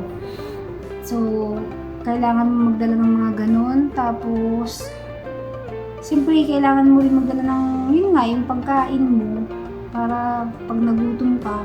Kasi nga, pagdating mo, kagaya yung isang kasama ko pero sa Riyadh siya. Ano siya? Kasi isa naman din yung naramdaman namin. Kasi syempre, first time, mararamdaman mo talaga yung, ano ba yan? Hindi mo lang ako pakainin, gutom na. Mararamdaman mo kasi nga, tayo ang daming beses natin kumakain dyan sa atin, di ba? Pagdating dito isang beses na lang, parang mabibigla yung katawan mo, parang dyan na nanghihina ka na, nanlalambot ka na, pero nagtatrabaho ka pa rin, ganun. Parang makakaramdam ka ng awa sa sarili mo. So, kaya kasi sinasabi ko sa inyo, magdala kayo ng pagkain, yung biscuit, importante biscuit, kaya para bang nagutom ka, ba nagtatrabaho ka, bulsa mo yung biscuit mo, ganun, habang nagtatrabaho ka, kumakain ka. Diskarte lang kasi nga sabi nila sa pag-abroad daw kailangan mo ng lakas ng loob, diskarte. Tsaka kailangan mo syempre magbaon ng pasyensya din. Kasi nga kailangan mahaba talaga yung pasyensya mo, lalo na kung yung mga amo mo utos dito, utos doon, kahit na alam nilang pagod ka, sumisigaw pa sila. Tapos parang pag gusto mo nang ipahinga, may iuutos pa sila sa iyo. Parang hanggang sa mapupuno ka na parang hanggang sa sasabog ka, ganun. Kaya kailangan mo ng maraming pasyensya, at saka kailangan mo, syempre sinasabi ko sa inyo, kaya kailangan nyo ng diskarte kasi nga, ang pagkain dito, bibihira lang yung mga amo na open sa pagkain. Ako kasi hindi ko talaga naranasan din yun na pinagdamutan ako ng mga employer ko. Kasi nga, nung bago pa lang ako, sinabihan na talaga ako ng employer ko na lalaki na, Gemma, kung ano yung kailangan mo dyan, open yung rep, open yung mga yung tinapay dyan, may pagkain dyan, buksan mo, sabi niya ganun. Kung ano yung gusto mo dyan, kuhanin mo, kumuha ka, kumain ka, ganun yung sinabi nila sa akin. Pero ako, syempre, bago pa lang, alam mo naman tayong Pilipino, yung nahihiya-hiya tayo at sinabihan na tayo ng ganun. Ako kasi ganun ako, kaya minsan nasa akin na rin yung problema. Na may tinapay dyan, ganun. Hindi ako kumukuha kasi nga nahihiya ako. May prutas dyan, hindi ako kumukuha, pero open naman, ganun. Tapos hanggang sa kinausap ulit ako ng amo ko. Kasi nakikita na naman nila na kung ano yung iniwan nila. Tsaka siguro napapansin ng amo kong babae na hindi naman ako kumukuha, ganun. Kung ano yung iniwan nila, yun pa rin yung dadatnan nila, ganun. Kaya tapos kinausap ulit ako ng amo ng lalaki na, Gemma, hindi ka ba kumakain ng malatamis? Hindi ka ba kumakain ng chocolate? Hindi ka ba kumakain ng mga ganyan? Sabi sa akin. Kumakain ako. Sabi ko, bakit hindi ka namumuha? Sabi ko, kung gusto mong kumain yan, kumuha ka. Ganun sila. Sabi sa akin, umuoo lang ako. Pero hindi ko pa rin ginawa. Hanggang sa isang araw, sinabihan niya ako. Parang pagalit na yung sinabi niya. Yung employer ko lalaki, parang pagalit na siya sa akin. Sabi niya gano'n, Gemma, kung ano yung pagkain dyan, sinabi kong kumuha ka ko. Lahat yan open yan. Sabi niya, kumuha ka kung ano yung gusto mo. Hindi yan kada sasabihin ko sa'yo. Sabi niya, hindi yan araw-araw kung sasabihin sa'yo na kumuha ka ng pagkain mo. Sabi niya gano'n, kumuha ka kung ano yung gusto mo. Mula nun, hindi na niya ako inalok. Siyempre, natututo na rin ako, di ba? Siyempre, parang nagulat lang din ako. Tapos tumingin ako sa madam ko. Kasi dito, ang tawag namin sa madam namin nanay, tawag namin sa sir namin tatay. Para hindi nila alam kung sila ba yung pinag-uusapan namin. Ganun, hindi kami, ganun yung ano namin. Tapos, yun, mula nun, hindi niya na ako inalok ng pagkain. Kasi nga, siyempre, alam naman niya na nakakapag-adjust naman na ako. Ganun. Kaya, importante din yun na magdala kayo ng mga ganun. Tsaka magdala rin kayo ng tuwalya nyo. Kasi ako dito, bagay ako naman may dala ako ng tuwalya. Ang binigay lang sa akin ng employer ko, una at tsaka kumot. Walang tuwalya dito. Kailangan mo magdala ng sarili mong tuwalya. Siguro kung mabait naman yung amo nyo, yung dadatnan yung amo, mayroon naman silang tuwalyang ibibigay sa iyo. Kagaya sa akin, ang amo ko, binigyan ako ng pambili lahat ng kailangan ko. May tuwalya naman ako, kaya hindi ako namili ng tuwalya. Ganun lang naman yung nangyari sa akin sa pag-apply ko dito sa abroad, kung paano ako napunta dito. At saka, yun, pag lumalabas ako, pag nagpapaalam ako sa amo kong lalaki, at saka sa amo kong babae, sinasabi lang nila, kasi nga, di ba, alam naman natin na COVID. Sinasabi lang nila ako na, sige, lumabas ka, pero huwag kang magpapalit, at saka, mag-iingat ka, magsuot ka ng mask, ganun sila. Magsuot ka ng mask, sabi ganun. Pero kahit naman na halimbawa nag-stay ako, rest day ko, tapos nag-stay ako dito, hindi ako lalabas. Hindi naman nila ako iniistorbo. Hindi naman nila ikaw tatawagan para mag-asikaso dyan sa kanila sa baba, ganun. Hindi naman. Pag rest day mo, pahinga ka lang, ganun. Wala silang, hindi ka nila tatawagan, hindi ka nila istorbihin. Basta rest day, ganun sila. Kaya masaya na rin ako kasi yung employer ko marami siyang nasunod kung ano yung mga kontratang pinirmahan niya. May mga nasunod din siya doon. Pero magagawa din ako ng video about dyan sa kontrata. para mas malinaw. Kasi itong video na ito nga, sa gaya ng sinabi ko sa inyo, kinikwento ko lang kung paano ako nag-apply at saka kung ano yung mga naging karanasan ko. Ngayon yung mga dun sa trainee ko, pinagdaanan ko sa trainee para mas malinaw, ibubukod ko siya ng video na i-share ko sa inyo. At saka yung about sa kontrata. So, yun. Kininto ko lang sa inyo kung ano yung paano ako nag-apply, ganun. Kung paano ako nag-adjust pagdating ko dito. Kung paano ko din nalampasan yung mga lungkot na nararamdaman ko. Oo, umiiyak ako pag syempre naalala mo yung pamilya mo, naalala mo yung mga anak mo. Pero nagdadasal lang ako. Sobrang ano nga ako kasi pag nagdadasal ako, maya-maya maganda yung pakiramdam ko. Ang sarap-sarap na ng pakiramdam ko. Parang yung bigat ng nararamdaman ko nawawala na. Isa rin yan sa mga sandata ko na kung paano ko malampasan lahat ng yung bang hindi naman mahirap, hindi naman ano, kasi nga malaya naman ako, kumbaga hindi rin ako hirap sa trabaho, sa employer ko, hindi naman din sila parang hindi sila masungit, hindi sila suplado, hindi sila masamang ugali. Tapos pag rest day mo talaga, lumabas ka kung gusto mo o hindi, andiyan ka pa rin, nagpapahinga ka pa rin. Kumbaga maswerte ako sa naging amo ko, pero syempre hindi mo pa rin maiwasan na malungkot ka, na parang yung homesick mararamdaman mo, kaya kailangan mo lang din limangin. At saka kailangan, nasa sayo na kung paano mo i-adjust yung mga, kung ano yung mag-adjust ka para sa sarili mo. Ikikwento ko rin sa inyo yung about sa rest day ko. Dito kasi, pag sinabi ng amo kung ano ba, kagaya sa akin na sinabi ko sa inyo, sa Pilipinas pa lang ako, alam ko na may rest day ako talaga. Ayun, pag rest day ko, yung mga kaibigan ko, yung nag-request sa akin, yun yung kasama ko sa labas. Sila yung nag-guide sa akin sa labas. Kaya lang syempre ako, kasi takot akong magbiyahe-biyahe pa takot akong sumakay sa taxi, ganun. Kasi iba yung isip ko isip ko baka mamaya kung anong gawin sa akin, saan ako dalhin, kasi nakikita nila sa itsura ko, kabado ako, ganun. Kasi sabi nung mga kasama ko dito, sabi nila, kailangan iparamdam mo din sa kanila, ipakita mo sa kanila na medyo palaban ka din, ganun. Hindi yung parang lagi kang kakaba-kaba, ganun. Yung nasabi nila sa akin. Kaya ayoko yung lagi akong lumalabas kasi nga, feeling ko kasi sila yung nag-guide sa akin, baka mamaya may gusto silang puntahan na hindi nila mapuntahan nang dahil lang sa akin, ganun. Kaya hindi ako lumalabas, kaya pag lumalabas ako, ginawa ko na lahat, nagpapadala, binibili ko na lahat ng mga kailangan ko para isahan na lang, at least may istorbo ko man sila isang beses lang sa isang buwan, ganun. At saka ang rest day ko nga pala dito is every week, talagang automatic yun na every week, kada Friday rest day ko. Webis pa lang ng gabi, hinahatid na ako ng employer kong lalaki dito. Dito kasi kami pag rest day namin, dito kami sa tatay ng employer kong lalaki. Dito kasi malaki ito kaya pahingahan talaga namin. Kaya dito, 3 kami dito pag nagpapahinga minsan. Pag hindi sila rin lumalabas, 3 kami dito. Pero pag kadalasan kasi lumalabas sila, mag-isa lang ako. Kadalasan din mag-isa ako dito. Kaya yun. Kasi nga ayaw ko naman na maistorbo yung lakad nila nang dahil lang sa akin. Nahihiya naman ako kaya. Tsaka ayaw ko rin kasi sa labas. Alam mo, bukod na mainit na magastos pa. Kaya mas okay na sa akin yung ganito. Yun nga, every week ako talaga automatic may rest day kami. Tsaka nasa sa amin kung lalabas kami o hindi. Minsan nga naalala ko yung rest day ko kinancel ng amo kong babae. Unang cancel niya ng amo kong babae. Ginawa niyang Huwebes, Biyernes kasi may party yung family niya. Family ng amo kong babae. Ginawa niyang Huwebes yung rest day ko. So, sabi sa akin naman, okay lang kasi may pahinga pa rin siyang binigay sa akin. Merkulis pa lang ng gabi dinala na ako dito. Tapos dito ako nagpahinga ng hanggang sa Huwebes. Kasi Biyernes na may party sila gabi. Kailangan, kasi umaga pa lang. Kasi sabi ko sa inyo, matagal siya mag-ayos. Halos kalahating araw nag-aayos siya ng sarili niya. Siyempre, yung anak niya, kailangan ako nandoon. Ganun.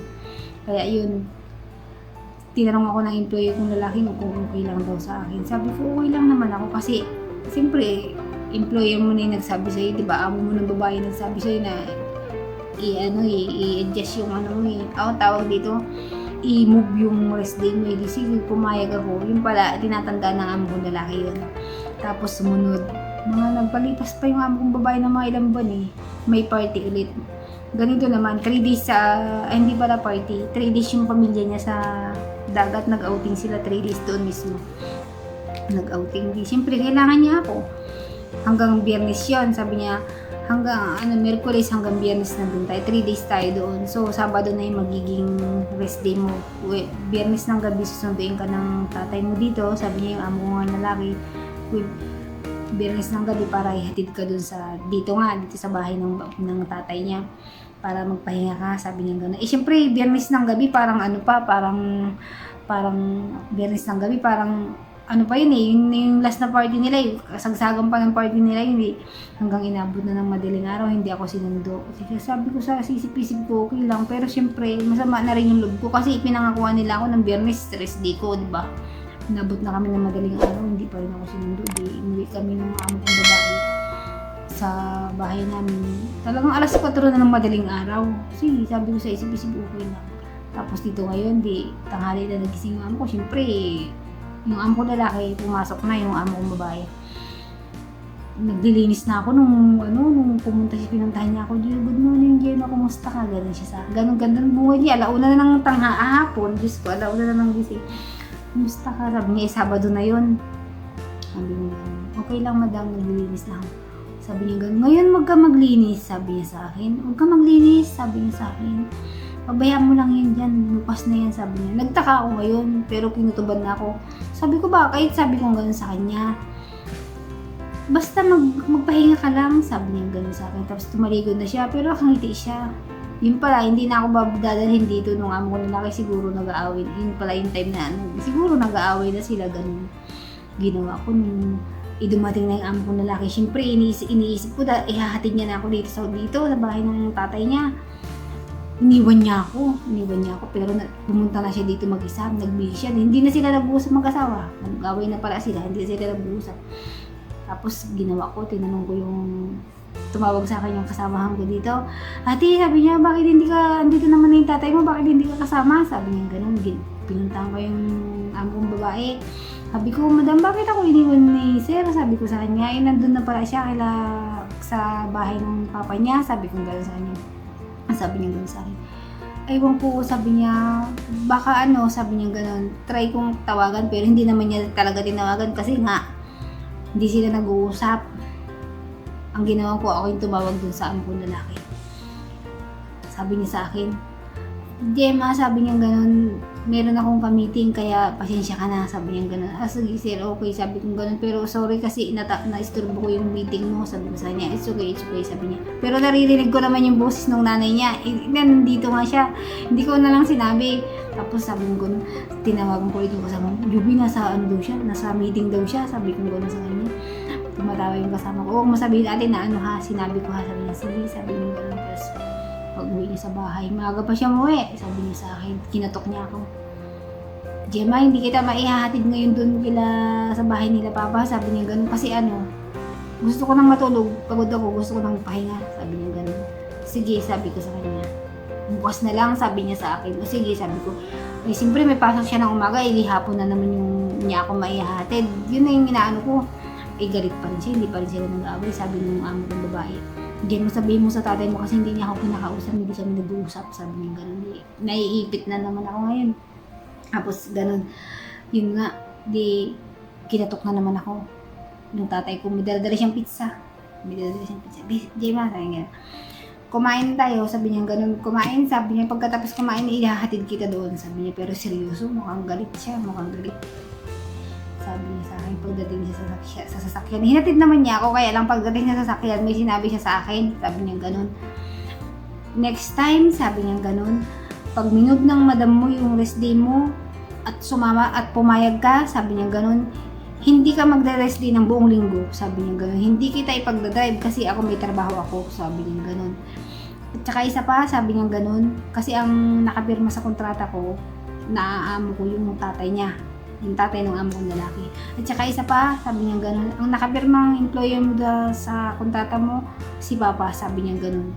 Hindi, ang nakalagay doon na day off mo, sabi niya gano'n, Friday, sabi niya, hindi pwedeng i-move sa ganito, hindi pwedeng i-move sa gantong araw, sabi niya gano'n. Pag sinabi ng madam mong i-move, pag ayaw mo, sabihin mo hindi, sabi niya gano'n. Ngayon, pag nagkaroon ng problema doon, sabihin mo sa akin. Sabi niya, siyempre, ayoko naman na na magsabi. Kasi nga, siyempre, malay mo mag-away pa sila, tas ako yung dahilan, di ba? Ayoko naman magsabi ng ganun. Sabi niya ganun. Pag sinabi niya, nagkaroon ka ng problema at tumanggi ka sa kanya, sabihin mo sa akin. Sabi niya ganun. Tsaka isa pa, sabi niya ganun. Kasi nagkakaroon siya lang parang nagdududa sila. Kasi nga minsan, pag dinadala, pumupunta yung amo kong babae nga naman dun sa bahay ng nanay niya, 3 days, gano'n. Dinadala niya ako, 3 days kami doon. Syempre nagkakaroon sila ng, parang naiisip lang nila na, kasi doon, ang laki ng bahay nun, ang laki ng bahay, tapos wala silang katulong. Ang ano lang sila doon, mayroon silang online na naglilinis doon tuwing Huwebes at saka Lunes. Yun lang yung ano nila. Syempre, yung mga ano doon, wala silang katulong. Iniisip na nila, nagtatrabaho ako doon. Pero oo, naglilinis ako kasi, pero dati kasi ang inutusan ako nung nanay nung amo kong babae na ganun nga. Parang nagkaroon na ng ganun. Tapos nung mga huli-huli na, syempre tayo, Pilipino tayo, pag may nakita tayo, halimbawa kahit man nahugasan, pero hindi na ako naglilinis ng buong bahay, ganun. Kasi malaki naman talaga. Yung kaya ko lang linisin, yun lang yung nililinis ko. Tapos syempre, yung mga pinagkainan nila, alam mo nang pabayaan mo sa kusina, yun na nakikita mo, nakatiwang mo, di ba? Lilinisin mo. Sabi niya ganun ng amo ng lalaki. Pag pumunta ka doon, ang lilinisin mo lang doon yung kwarto ng bata at saka yung CR ng bata. Sabi niya gano'n. Bukod doon, wala ka nang gagawin. Sabi niya, mag-stay ka lang sa bata. Sabi niya gano'n. Pag inutusan ka nila, sabi mo pagod ka. Sabi niya gano'n. Siyempre nag-stay kami doon ng 3 araw. Sinong maghuhugas ng mga doon? Siyempre, umaasa rin siguro. Parang pakiramdam ko lang din na umaasa sila na ako yung gagawa. Gano'n. Kasi wala namang katulong doon. Tsaka minsan kasi, sinasabi din ng amo ko na, Demo, please, pakbrugas mo naman yung ganito. Demo, please, paklinis mo naman yung ganito. Sinasabi din sa akin ng amo kong babae. Pero hindi ko sinasabi sa amo kong lalaki. Kaya lang parang, nasanay kasi yung amo kong babae na gano'n na every week, 3 days, dinadala niya ako doon. Parang nagkaroon sila ng, naisip lang nila na gano'n na nangyayari sa akin. Tsaka siyempre noon time na yun, mabago-bago pa ako. Parang siguro nararamdaman ng amo kong lalaki na pag sinusundo kami, pagod ako, ganun. Kaya parang nakikita niya sa sarili ko na, sa katawan ko na napapagod ako. Kaya nagagalit siya. Tapos nung yun nga, yung hinating niya ako dito, kasi niminug mo ng amo kong babae yung rest day ko. Next time, hindi kita ipagdadive. Hindi ka mag-day off ng 1 linggo. Sabi niya ganun. Kung ayaw mo, sabi niya ganun, sabihin mo hindi, sabihin mo ayaw mo. Kasi ang pinirmahan ni Baba sa kontrata mo, ang rest day mo doon Friday. At saka hindi ka po pwedeng magtrabaho sa bahay ni ganito, sa bahay ni ganito, sa bahay ni ganito. Hindi ka pwedeng dalhin ng ganun, sabi niya sa akin. Pinagsabihan niya ako ngayon, kapag pumunta ka doon at pinagtrabaho ka at nagkaroon ka ng problema sa kanila, sabihin mo sa akin, ako ang bahala, sabi ng amo kong lalaki. Siyempre ako, ayoko naman, kasi mabait naman yung amo kong babae. Tsaka yung mga ginagawa ko lang naman doon is yung mga, lang naman, hindi naman yung kuskus naman talaga na. Yung parang siyempre nakikisama, alam mo na tayo Pilipino, hilig tayong, siyempre nakikisama, yung mga ganun. Kaya yun, nai-share ko lang na yung rest day ko is binigay talaga nila sa akin na Friday. Tsaka yung mga hindi ko po pwedeng gawin na nakalagay sa kontrata ko. Kaya sinasabi ko nga sa inyo na yung employer ko is marami siyang nasunod kung ano yung mga nakalagay sa kontrata natin. Sa kontrata ko na pinirmahan niya. Talagang sumusunod sila. Sana nga huwag silang magbago hanggang sa umuwi ako kasi yun ang kinakatakot ko, yung halimbawang magpapaalam na ako. Kasi yung amo ko ng lalaki, pinapakiramdaman ko siya. Ilang buwan na lang, tapos na yung kontrata ko, pero hindi niya nababanggit sa akin na, balak mo bang magbakasyon, balak mo bang umuwi, ano bang plano mo, gano'n. Wala siyang sinasabi sa akin gano'n. Hindi siya nagtatanong, parang pakiramdam ko, takot siyang pag-usapan, takot siyang i-open yung ganong sa akin. Parang takot siya kung ano yung magiging sagot. Gano'n. Kaya ngayon, nag-iisip ako, kaya naghahanap ako ng tiyempo na ako yung magsasabi sa kanya na gusto ko na umuwi. Kahit na, siyempre, mabait sila, mahirap silang iiwan. Kaya lang, siyempre, hindi pa rin, siguro, hindi ito yung talagang para sa akin na trabaho. Ganun. Kaya, mas gugustuhin ko umuwi. Dito nga pala, pag rest day mo, pag lalabas ka, o kaya kahit na hindi mo rest day, pag sinama ka ng mga amo mo sa labas, ganun, kailangan dala-dala mo yung ikama mo. Yun yung pinaka gagamitin mo na parang residence ID mo na dito. Kailangan mo ring magkuha ng ganon kasi nga pag lumalabas ka, para hindi ka lalabas na parang TNT, parang ganon.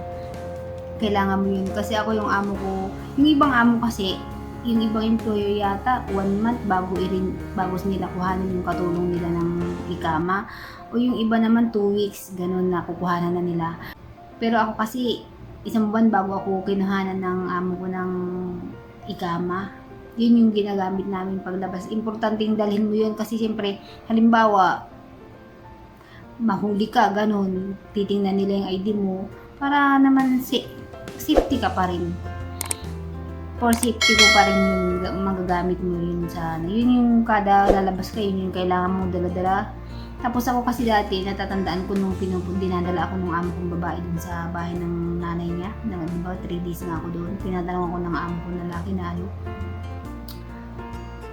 lagi mong dadalhin yung ikama mo o kaya yung passport mo. O nga pala yung passport ko, ako yung may hawak, hindi yan kinuha ng amo ko, kinuha lang nila yan sa akin isang araw. Siguro may in-update lang sila, tinignan lang nila, tapos binalik na nila sa akin. Yung iba kasi dito, hawak ng employer nila yung mga passport nila. Kaya masasabi ko talaga mabait yung amo ko kasi hindi nga niya, kinuha lang niya isang araw, may tinignan lang siguro sila, may in-update ganun. Tapos binalik na nila sa akin, ako na may hawak ng passport ko. Tapos yung ikama ko, ako din may hawak. Kasi nga yung iba, hindi nila hawak yung passport nila. Minsan yung iba din, kahit na nirenyuhan nga sila ng amo nila, kinuha na nga sila ng amo nila ng ikama nila, ng residence ID nila, hindi naman pinapahawak sa kanila. May mga ganong amo kasi, yung iba kasi sa sobrang higpit. Tapos pag hindi pa nila binibigyan ng day off yung mga katulong nila, ganon, minsan. Kasi nga minsan yung iba hindi nakakalabas, siguro dala na rin ng mahigpit yung amo o kaya dala ng nag-iingat sa pandemic. Pero kadalasan talaga yung mga amo hindi pinabayagan mag-rest day, yung mga katulong ay mahihigpit talaga. Yun yung mga totoong nangyayari talaga. Kaya masaya ako, tsaka nagpapasalamat ako, maswerte ako kasi yung amo ko, yung nga yung sinasabi ko sa inyo, marami siyang mga sinunod na nakalagay sa kontrata natin. Kaya maswerte ako na hindi ako nagkamali sa kung ano yung pinili ko na kasi di ba nga nanindigan ako dun sa agency na dito ako pupunta sa request, hindi dun sa kung ano yung sino yung makukuha nilang employer ko, parang ganun. Kaya maswerte din ako, nagpapasalamat ako na napunta ako dito. Kung nga pala yung ikama mo, kailangan pag lumalabas ka, lagi mong dala-dala yun, lalo na pag tatanggalin yun sa wallet mo. Kasi importante yun, tapos pag nagpapadala ka, kailangan mo rin yun kasi kinukuha din nila sa yun, tinitingnan din nila yun sa bangko bago ka magpadala ng pera mo. Tsaka importante yun kasi importante din malalaman mo kung kailan yung expiration ng ikama mo, kung kailan yun nirenew kasi 1 year lang yun. Kaya kailangan pag halimbawa mga isang linggo na ganon, tapos hindi pa nare-renew ng employer mo, tanungin mo sa kanya kung na-renew niya na, kasi alam ko may na dito yun may penalty. Yun ang alam ko, may penalty na siya.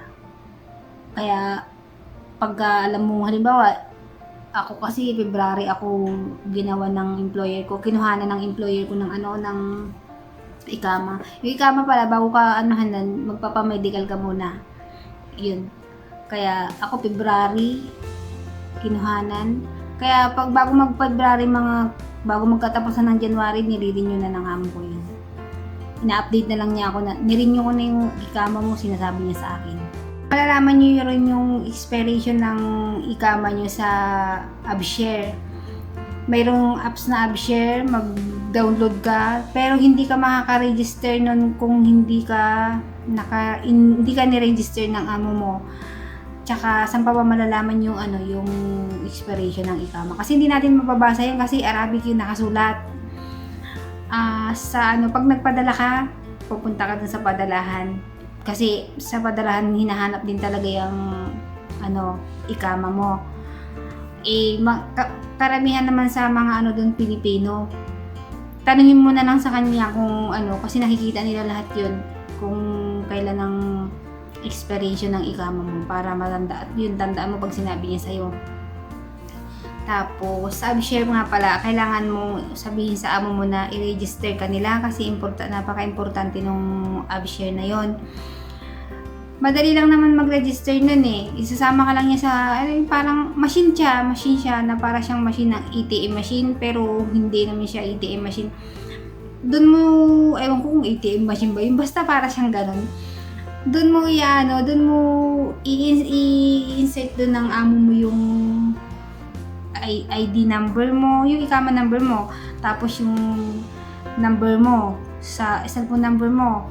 Siyempre, connected dun yung niya, yung ikama niya, tsaka yung number din niya.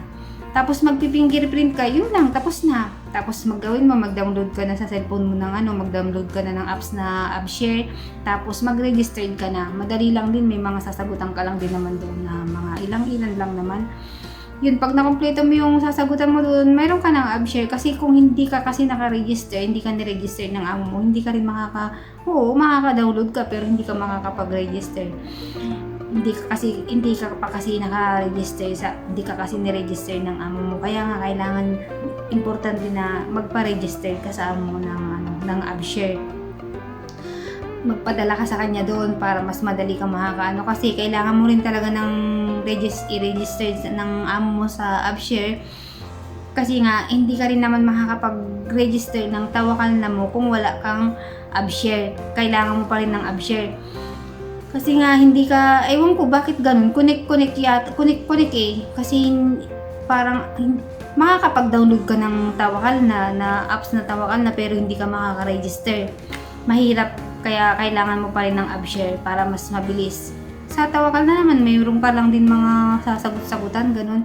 Importante mayroon kang Tawakal na kasi nga, paglalabas ka, hinahanapan ka talaga ng Tawakal na. Lalong-lalo na dito ka sa Saudi. Hindi ka pa pwedeng pumasok sa mga department store, supermarket, at saka sa mall. Kung wala kang Tawakal na, halimbawa kahit sa clinic, kahit sa mga kailangan talaga may Tawakal na ka. Kasi required talaga yan dito. Tapos, doon din kasi nila nakikita kung kung infected ka, ganun, kung positive ka. Kasi may color coding yun. Kung may color coding yung na yan, kung positive ka, iba yung kulay, ganun. Kung, ba yung tawag dito? Kung ka lang yung parang inoobserbahan ka lang, iba pa rin yung kulay na yun. At saka halimbawa, naging positive ka, ganun. Nakita nila dun sa apps mo na positive ka. Nalalaman nila yun kung saan yung mga pinanggalingan mo. Kasi dahil dun sa apps na yun. Kaya importante yun kasi mas maganda na rin yung ganun. At least, hindi ka masyadong halimbawa, infected ka or positive ka. Madali nilang matitrace, at least hindi ka masyadong makakahawa kasi natrace ka kaagad. Ganun. Kaya importante yun kasi pag lumabas ka tapos wala kang Tawakal na tapos naging positive ka, baka mamaya hulihin ka pa, mahal kaya ng multa nandito. Kaya yun, napaka-importante din na may Tawakal na ka kasi nga halimbawa nagpa-vaccine ka na, doon mo din nakikita kung ano nga yung sabi ko sa inyo, connect yun eh. Doon mo din makikita yung first dose mo o kaya second dose mo. Doon mo rin makikita yung yung ang tawag dito, yung second, kung halimbawa schedule mo ng second dose, doon mo na lang din makikita yung schedule mo. Maganda nga kasi hindi ka na masyadong mahihirapan, titingin ka lang sa apps mo, titingin ka lang sa cellphone mo, nakikita mo na lahat, ganun. Siyempre, nakikita din ng amo mo yan. Kaya, importante yung meron kang AbShare, meron kang Tawakal na. Kasi, lalo na yung AbShare. Kasi yung AbShare, dun mo nakikita yung expiration ng ikama mo. Updated ka eh. Makikita mo din dun sa AbShare kung kung halimbawa, meron kang doon sa AbShare mo din makikita yung halimbawa nakalimutan mo kung kailan ka finish contract, makikita mo, punta ka lang din sa AbShare, makikita mo din yun kung kailan ka magpi-finish contract. Tapos halimbawa ka ng amo mo, kinuhaanan ka ng medical insurance, doon mo rin makikita kung kung kinuhanan ka ng amo mo ng medical insurance, punta ka sa AbShare mo, makikita mo yun. Kaya importante din na meron kang AbShare para at least kahit na hindi nila sabihin sa'yo, pumunta ka lang dun sa AbShare mo, makikita mo lahat yun. Kaya yun, napaka-importante sa atin ng may AbShare, may Tawakal na kasi nga dyan natin nakikita lahat ng mga importante sa atin, lalo na kung nandito ka sa bansang Saudi. Para kahit pa paano, nandito ka lang sa bahay, ganun, hindi ka masyadong nagtatanong sa ama mo. Magtitingin ka lang sa apps mo, malalaman mo na. So yun na nga, nalobot yung cellphone ko, kailangan mag-charge, nandito na ako sa kwarto ko. Gusto ko lang nang tapusin itong video kong ito kasi masyado na akong maraming sinasabi. Masakit na yung lalamunan ko. Gusto ko lang magpasalamat sa inyo sa mga nag-subscribe sa akin. Maraming salamat. At gusto ko rin humingi ng pasyensya sa inyo kasi ang aking mga video is baguhan pa lang po ako, kaya medyo marami pa akong mga mali-mali. At maraming salamat at nauunawaan niyo yun. Maraming salamat sa mga nag-subscribe sa akin. At sa mga hindi pa nag-subscribe, sana mag-subscribe na kayo. At i-click nyo na rin yung notification bell para naman sa mga susunod ko pang mga video. Maraming salamat.